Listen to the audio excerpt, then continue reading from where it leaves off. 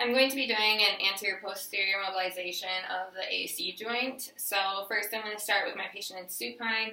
I'm going to use a towel and put it behind just so I can stabilize that scapula. And then I'm going to find the distal end of the clavicle again. And I'm just going to apply a posterior mobilization.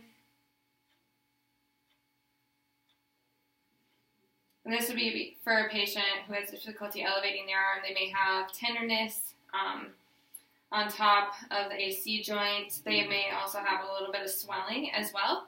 And for progression of this, I'm just going to have my patient come into a seated position.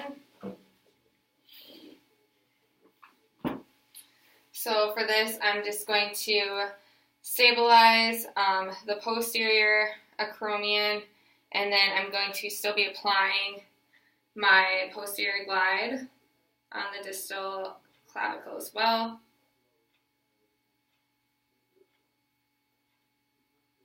And then I can do an internal rotation bias. So for an internal rotation bias, I would just have her arm back here and probably propped up on something to help with that so she's not doing it by herself.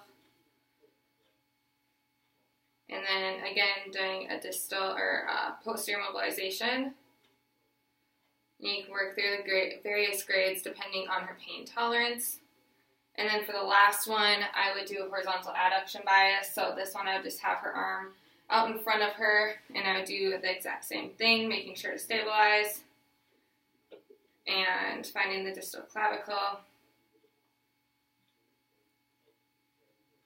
and doing that mobilization as well. And for this one, just showing that she has a decreased pain, increased range of motion would be a positive comparable sign for her.